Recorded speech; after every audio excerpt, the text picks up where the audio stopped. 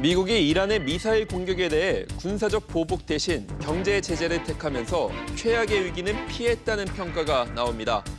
우리 정부는 이번 사태로 유가 등 실물 경제가 큰 영향을 받지 않을 것이라고 분석했습니다. 오는 15일부터 연말전상 간소화 서비스가 시작됩니다. 산후조리원 비용도 의료비 공제에 추가되는데 총급여 7천만 원 이하 근로자라면 출산 한 번당 200만 원까지 세액 공제를 받을 수 있습니다. 올해부터 2천만 원 이하 주택 임대소득에도 건강보험료가 부과됩니다. 오는 11월부터 내야 하는데 임대사업자로 등록하면 감면 혜택이 있습니다. 자세한 기준 살펴봤습니다. 삼성과 LG가 올해 안에 로봇 사업을 구체화하겠다고 밝혔습니다. 두 기업은 TV와 휴대폰 등 주력 제품에서 신경전을 이어가고 있는데 미래 산업에서도 치열한 경쟁이 예상됩니다. 이상 오늘의 주요 뉴스입니다.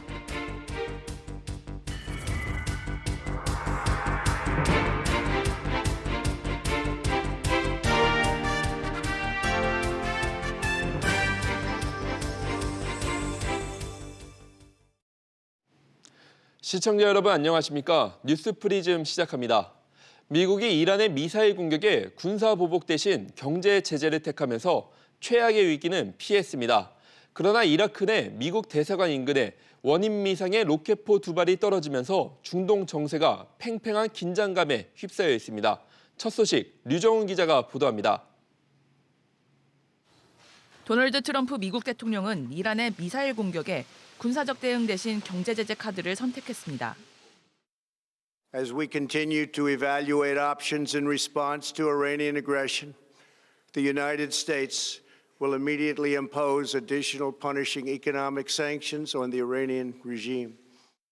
자바드 자리프 이란 외무장관도 미군 군사기지에 미사일이 발사된 이후 전쟁이 번지는 것을 원치 않는다는 글을 SNS상에 남겼습니다. 전쟁 위기 직전까지 갈 뻔했던 양측의 군사적인 충돌이 최악의 상황을 피하게 된 겁니다. 그러나 미군 기지가 미사일 공격을 당한 지 채 하루가 지나지 않아 이라크 바그다드 그린존에 위치한 미국 대사관 인근에 로켓포 2발이 떨어졌습니다. 그린존은 미 대사관 등 각국 공관이 밀집한 곳으로 고도의 보안 지역입니다. 로이터는 이번 공격에 앞서 경보장치가 울렸고 로켓 중 최소 한 발은 미국 대사관에서 100m 이내에 떨어졌다고 보도했습니다. 하지만 이 로켓포 공격을 누가, 왜 했는지 여부에 대해서는 확인이 되지 않고 있습니다. SBS CNBC 류정훈입니다. 보신 것처럼 중동 정세는 언제 다시 터질지 모르는 화약고 같은 분위기입니다. 하지만 양국이 무력 충돌을 자제하는 분위기에 금융시장도 안정을 되찾았습니다. 자세한 내용 취재기자 연결합니다. 조슬기 기자, 어제 중동발 악재에 휩싸였던 주식시장이 오늘 반등했다고요? 네, 코스피는 어제 하락분을 모두 만회했습니다. 미국과 이란의 군사적 긴장감이 완화됐기 때문인데요. 코스피는 어제보다 35.14포인트, 1.63% 오른 2186.45에 거래를 마쳤습니다. 코스닥도 25.15포인트, 3.92% 오른 666.09에 마감했습니다. 이란의 보복성 미사일 공격에 트럼프 미국 대통령이 군사적 대응보다 경제적 제재 방침을 시사하면서 확전 가능성을 차단한 영향이 컸다는 평가입니다. 기관이 2,800억 원어치 순매도했지만 외국인과 개인이 각각 930억 원, 1,800억 원어치 순매수하며 반등을 견인했습니다. 또 코스피와 코스닥 모두 시총 상위주를 중심으로 일제히 올랐고 전기전자와 건설업종의 강세가 두드러진 모습을 나타냈습니다. 다른 주요국 증시도 어제와 달리 일제히 올랐습니다. 네, 중동발 지정학적 리스크가 한층 누그러지면서 중국과 일본 등 아시아 증시도 일제히 상승했습니다. 또 밤새 급등했던 국제유가도 5% 가까이 떨어지며 하루 만에 급락세로 돌아섰고 위험자산 회피 분위기가 완화된 영향으로 금값도 1% 가까이 하락했습니다. 또 어제 장중 급등했던 원달러 환율도 안정세를 되찾으며 무려 11원 70전 떨어진 1150원 10전에 거래를 마감했습니다. SBS CNBC 조슬기입니다. 홍남기 경제부총리가 국회를 찾아 미국과 이란 충돌 사태가 우리 경제에 미칠 영향을 보고했습니다. 홍 부총리는 정부 대응 방안을 설명하면서 유가 등 실물 경제의 영향은 크지 않을 것이라고 전했습니다. 김한진 기자의 보도입니다. 김상조 정책실장과 함께 국회를 찾은 홍남기 경제부총리는 이해찬 더불어민주당 대표와 이인영 원내대표에게 이란 사태가 우리 경제에 미칠 영향을 보고했습니다. 홍 부총리는 금융시장과 유가, 수출 등에 미칠 영향과 함께 교민과 근로자 안전 문제에 대한 정부 조치를 보고했습니다.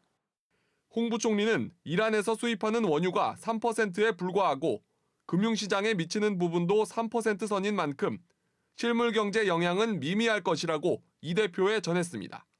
다만 호르무즈 해협에서 피격 사건이 발생할 경우 우리나라 원유 70%가 그곳을 통해 들어오는 만큼 위험한 부분이 있다고 보고했습니다. 현지 교민과 근로자 안전에 관해서는 아직 피해가 없는 만큼 철수까지 고려할 단계는 아닌 것으로 보고 있다고 밝혔습니다. 호르무즈 해협 경계와 관련해 미국이 최근까지 요청해온 파병에 대해 김상조 실장은 굉장히 중요하고 심각한 문제인 만큼 신중하게 검토하겠다고 말했습니다. 같은 날 국회에 나온 강경화 외교부 장관은 파병을 두고 미국과 입장이 반드시 같을 순 없다고 말했습니다. SBS CNBC 김한진입니다. 네, 다음은 국내 경제계 소식입니다. 삼성그룹이 준법 윤리 경영을 감시할 외부 독립기구를 구성했습니다. 오늘은 이건희 회장의 78번째 생일이기도 한데요. 공교롭게 같은 날 윤곽이 드러났습니다. 권세욱 기자입니다. 삼성준법감시위원회 위원장에는 김지영 전 대법관이 내정됐습니다. 위원들은 시민사회와 법조계, 학계를 중심으로 구성됐습니다. 평소 준법 경영에 대한 관심과 식견이 풍부한 인사들이 포진됐습니다. 위원회는 삼성의 외부 독립기구로 운영됩니다. 이달 말 준법 감시를 받을 삼성 주요 계열사 7곳과 협약이 진행됩니다. 노조 문제나 경영권 승계 문제 등에서 법 위반 리스크 관리도 준법 감시의 예외가 될 수 없습니다. 특히 회사 최고 경영진의 법 위반 행위에 대해서 위원회가 곧바로 직접 신고를 받는 체계도 만들겠습니다. 이재용 삼성전자 부회장 파기환송심 4차 공판은 오는 17일 열립니다. 이 때문에 준법감시위가 감형수단이 되지는 않을지 일각에서는 우려가 제기됩니다. 하지만 김정 내정자는 삼성의 변화 의지를 확인했다고 설명했습니다. 이재용 부회장하고는 제가 직접 만났습니다. 그러니까 삼성이 정말 진정한 의지를 갖고 있는지 완전한 자율성과 독립성을 가진 위원회 운영에 관해서 약속과 다짐을 받았다. 준법감시위는 삼성 계열사 이사회 결의 등을 거쳐 다음 달 초 공식 출범할 예정입니다. SBS CNBC 권세욱입니다. 금융당국이 증권사의 부동산 대출 관행에 초강력 규제 카드를 빼들었습니다. 당장 매력적인 수익원이 사라지게 된 증권업계의 볼멘 소리가 커지고 있습니다. 안지혜 기자가 보도합니다.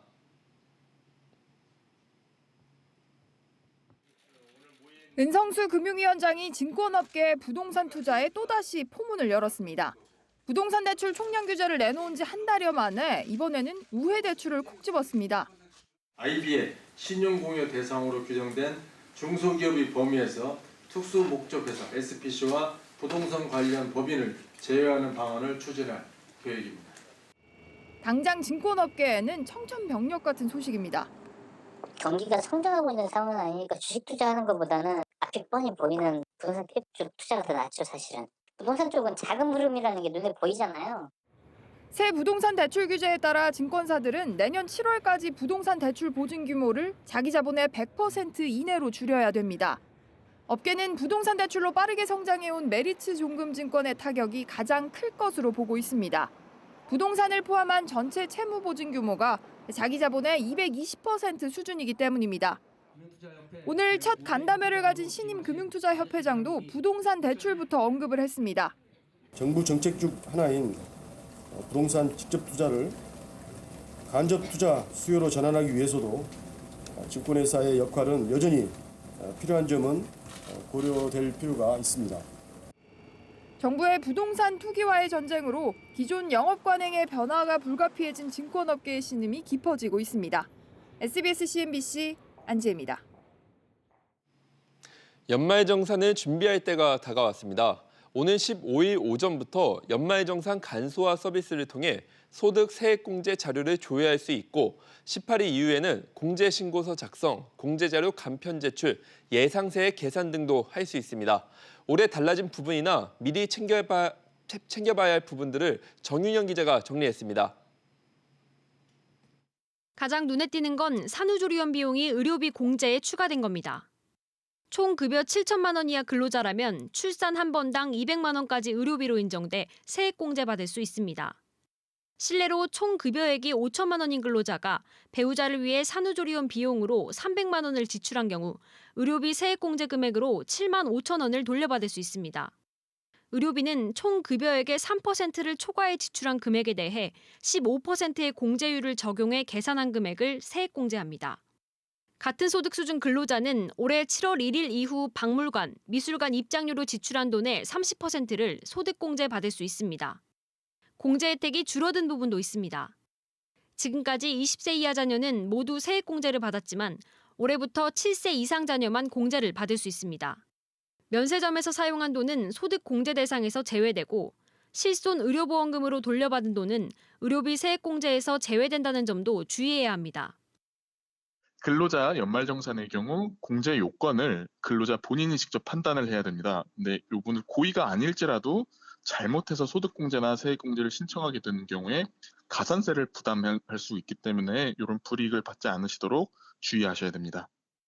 연말정산과 관련해 궁금한 사항은 국세청 홈택스 홈페이지에서 검색하거나 전국 세무서 방문을 통해 상담받을 수 있습니다. SBS CNBC 정윤영입니다.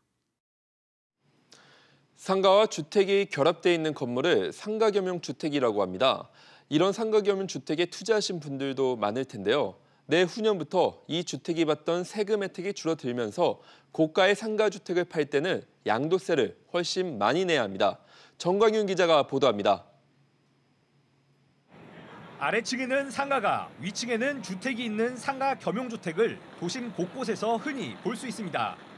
상가에 주거까지 겸할 수 있어 임대 수익을 기대하는 은퇴자들에게 인기가 많습니다. 이제 수익형 부동산으로 해서 상가주택을 찾으시는 분들이 계시죠. 연령대가 좀 계시는 또 어르신분들이 주로 받게 되는 편입니다. 상가보다 주택 면적이 더 넓은 이런 상가주택은 그동안 주택으로 취급돼 세제 혜택을 받을 수 있었습니다. 하지만 내후년부터는 실거래가가 9억 원 이상인 상가주택에 대한 양도소득세 부담이 커집니다. 상가 부분 양도세를 별도로 계산해 최대 80%까지 받을 수 있었던 장기 보유 특별공제 혜택이 최대 30%까지로 축소되기 때문입니다. 예를 들어 상가주택을 10년 넘게 보유한 뒤 매각해 차익이 30억 원이라고 가정하면 현재는 양도세가 1억 6천만 원이지만 2년 뒤엔 2배가 넘는 4억 3천만 원에 달할 전망입니다. 전체적인 투자 수익률이 다소 하락할 수가 있기 때문에 예전보다는 좀 더 신중하게 접근하지 않을까라고 생각하고 있습니다. 특히 정부가 장기 보유 공제 조건으로 실거주 요건까지 추가하기로 하면서 상가주택 보유자들의 양도세 부담은 더욱 늘어날 전망입니다. SBS CNBC 정광윤입니다. 정부가 최근 주택 임대 시장을 투명하게 하기 위해 올해부터 2천만 원 이하의 월세 등 임대소득에도 세금을 부과하기 시작했죠. 그런데 이 임대소득에 건강보험료도 부과된다고 합니다. 취재기자 연결해서 자세한 내용 알아보겠습니다. 이광호 기자, 사실 임대사업 하시는 분들에게는 그렇게 달갑지 않은 소식인 것 같은데 왜 건보료를 부과하는 건가요? 네, 일단 소득이 있으면 보험료를 뗀다는 원칙에 따른 겁니다. 보건복지부와 건강보험공단 등은 이 같은 원칙에 따라 2천만 원 이하 임대소득에도 건보료를 부과하겠다고 밝혔는데요. 지난해 임대소득을 신고하면 실제 건보료는 11월부터 부과됩니다. 그런데 최근 국세청 발표를 보면 임대사업자로 등록하면 세금을 많이 깎아준다고 하던데 이게 건보료에는 영향이 없나요? 관련이 있습니다. 임대사업자로 등록하면 필요 경비율이라는 게 달라지기 때문인데요. 사업자라면 임대를 유지하는 데 필요한 비용만큼을 빼고 나머지 부분에만 세금을 뗄 수 있는데 이게 임대사업자는 60%, 미등록자는 50%입니다. 임대사업자는 미등록자보다 소득의 10%를 더 경비로 인정받고 적은 세금을 낼 수 있다는 건데 건보료도 같은 기준을 적용받는다는 게 건보공단 측 설명입니다. 네, 그리고 또 따져봐야 할 게 지역 가입자냐 직장 가입자냐에 따른 차이는 없습니까? 네, 기본적으로 직장 가입자는 월급 말고 올리는 소득이 3,400만 원을 넘지 않으면 건보료가 추가로 부과되지 않습니다. 다만 이제까지는 월급 외 소득에 2천만 원 이하 임대 소득은 아예 포함되지 않았는데 앞으로는 포함이 된다고 보면 되고요. 지역 가입자는 소득과 재산을 합쳐 등급을 매긴 후에 건보료를 부과했는데 이 소득에 소액 임대 소득이 새로 추가되는 방식입니다. 때문에 임대 소득으로 등급이 올라간다면 건보료가 더 늘어날 수도 있습니다. SBS CNBC 이광호입니다.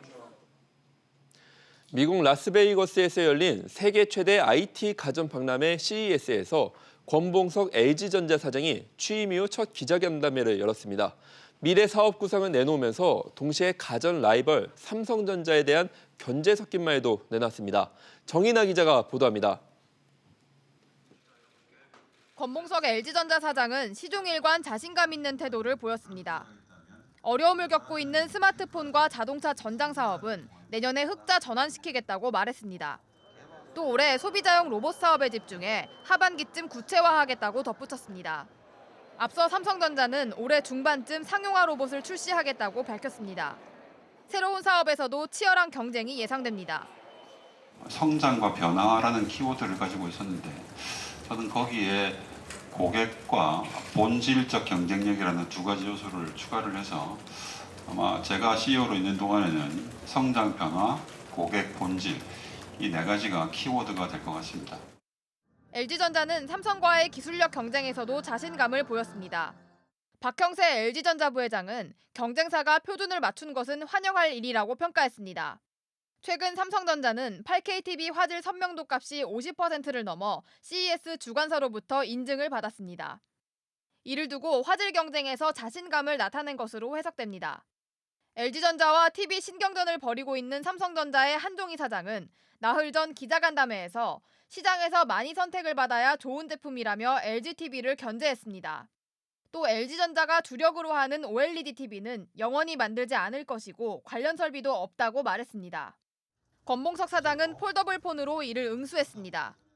권봉석 사장은 롤러블 TV가 있는 회사가 폴더블 폰을 안 하는 건 이유가 있다고 말했습니다. 이어 폴더블 폰 시장성에 대한 의문을 가지고 있다고 덧붙였습니다. 세탁기에 이어 TV와 스마트폰까지 삼성과 LG전자의 신경전이 계속되고 있습니다. SBS CNBC 정인아입니다. 이번 CES에서는 혁신적인 가전제품뿐 아니라 미래 모빌리티도 큰 화제입니다. 산업 패러다임 변화에 소재, 부품업들도 혁신적인 변모를 하고 있습니다. 윤서은 기자와 좀 더 자세히 알아보겠습니다. 네, 윤 기자. 이번 CES의 자동차 소재 부품 업체들도 미래 모빌리티 시장에 맞춘 기술력을 선보였다고요? 네, 그렇습니다. SK이노베이션은 자회사들과 함께 미래 모빌리티에 접목할 수 있는 최첨단 배터리와 친환경, 초경량 소재를 선보였습니다. SK이노베이션은 CES에서 아예 전략회의를 열었는데요. 이 자리에서 김준 사장은 모빌리티 핵심 부품과 최첨단 소재를 통해 이 모빌리티 혁신을 앞당겨야 한다고 강조했습니다. 현대모비스도 자율주행 관련 부품인 센서와 라이다 등을 선보이고 완전 자율주행 컨셉트카도 공개했습니다. 네, 미래 산업 주도권을 위해서는 핵심 소재와 부품 경쟁력이 중요하죠? 네, 자동차 업계는 기존 내연기관에서 미래 모빌리티로의 전환을 추구하고 있습니다. 현대자동차도 10년 안에 전동화 차종 확대, 도시명 항공기 출시 등을 계획 중인데요. 이런 패러다임 전환의 적응 여부는 기업의 생존 문제와 직결된다고 할 수 있습니다. 무동력 자율주행 자동차 시대가 올해부터 본격적으로 전개되는데 부품과 소재 구조가 큰 변화를 맞게 될 것입니다. 우리 기업들이 또 선제적으로 대응하지 않으면 생산의 문제에 직면하게 될 가능성이 높습니다. 네, 정보통신업계도 이런 변화에서 예외가 될 수는 없을 것 같습니다. 네, 그렇습니다. 박정우 SK텔레콤 사장은 오늘 CES에서 열린 기자 간담회에서 글로벌 ICT 기업을 지향하는 만큼 SK 하이퍼 커넥터로 사명을 변경할 수 있다고 밝혔는데요. 박 사장은 사명 변경이 단순히 이름만 바꾸는 수준이 아니며 총체적인 변화라고 강조했습니다. 기존 별개 사업 영역들의 연결성을 강조한 것으로 풀이됩니다. SK 하이닉스 등 같은 그룹 계열사 개편을 추진하는 동시에 삼성전자와의 협력을 통해 AI 기술을 개발하겠다고 설명했습니다. 네, 윤 기자 잘 들었습니다. 하나은행이 어제 키코 추가 분쟁 자율 조정을 위한 은행 협의체에 참여하겠다는 의사를 밝혔습니다. 이런 가운데 우리은행 등 일부 은행들도 참여를 검토 중인 것으로 확인됐습니다. 오정인 기자가 보도합니다. 외환 파생 상품 키코 추가 분쟁 자율 조정을 위한 은행 협의체 대상은 KB 하나은행과 우리은행, 신한은행 등 11개 시중은행입니다. 이미 분쟁 조정을 신청한 4개 기업을 제외한 147개 기업에 대한 배상 기준을 마련하기 위한 자율 기구입니다. 이 가운데 하나은행이 가장 먼저 참여 의사를 밝혔습니다. 앞서 금융감독원은 추가 분쟁 조정을 신청하는 피해 기업들은 은행과 협의해 배상 범위를 확정하고 자율 조정 방식으로 분쟁 조정을 추진해 나갈 것이라고 밝혔습니다. 이에 따라 우리 등 다른 은행들도 협의체 참여를 검토하고 있습니다. 그러나 아직은 논의가 시기상조란 의견도 있습니다. 147개 나머지 업체들에 대해서 논의체에 참여하겠다는 거잖아요. 저희도 검토하고 있는 상황으로 봐주시면 될 것 같고.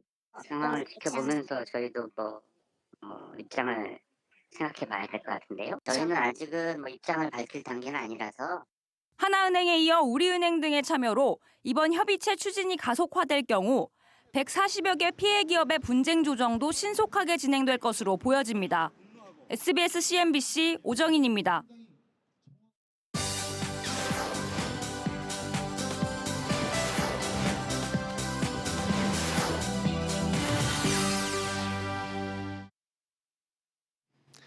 세계인이 사랑하는 화가 빈센트 반 고흐. 우리나라 제작진이 새롭게 창작한 뮤지컬로 찾아왔습니다.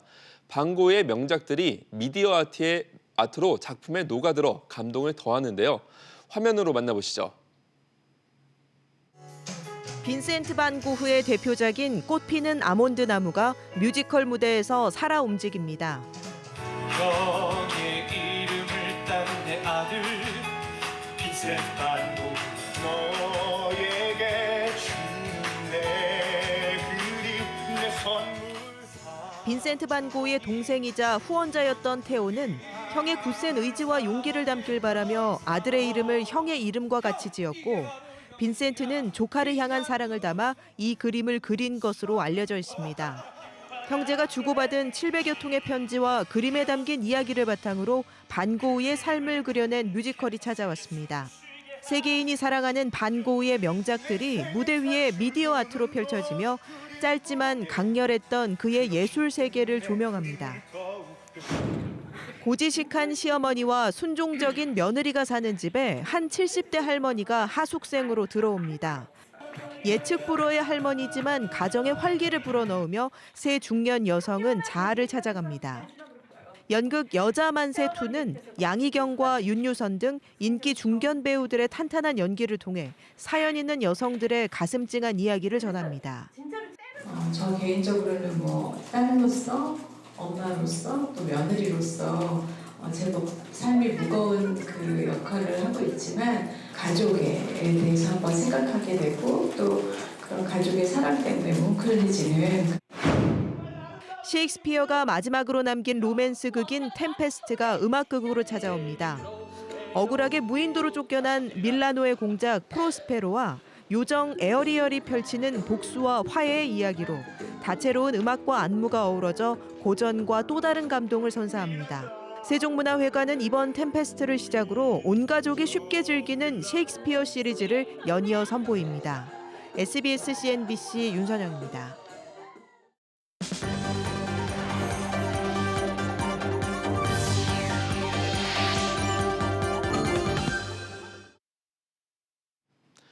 파리 크라상 상표권을 아내에게 넘겨 회사에 손해를 끼친 혐의를 받은 허영희 SPC 그룹 회장이 2심에서 무죄를 선고받았습니다.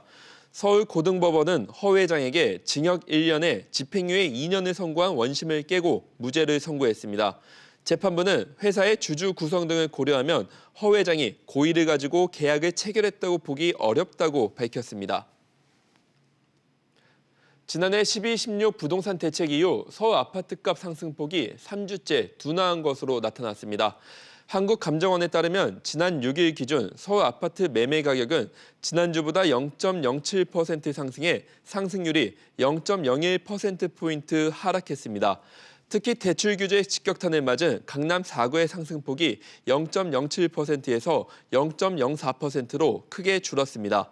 강남구는 0.05%, 송파구도 0.04% 상승하면서 보합세를 보였습니다.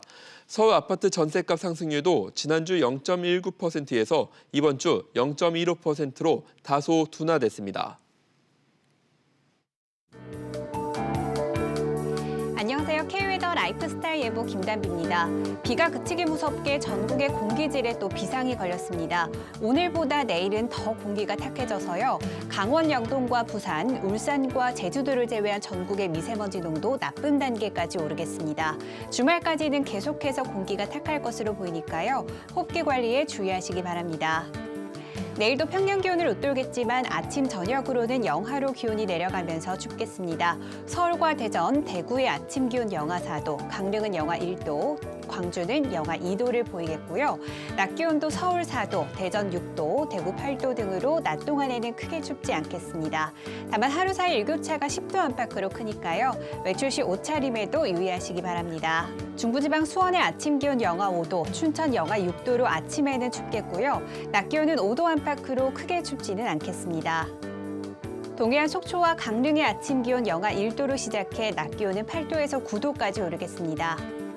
남부지방 전주의 아침 기온 영하 3도에서 시작해 낮 기온은 7도까지 오르며 비교적 포근하겠고요. 그 밖에 부산의 낮 기온은 11도가 되겠습니다.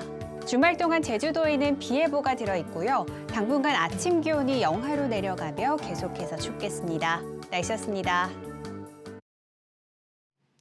미국은 이란의 공격에 군사적 행동 대신 우선 강력한 경제 제재를 선택했습니다.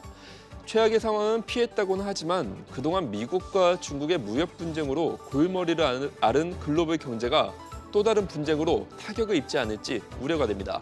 시청해 주셔서 감사합니다.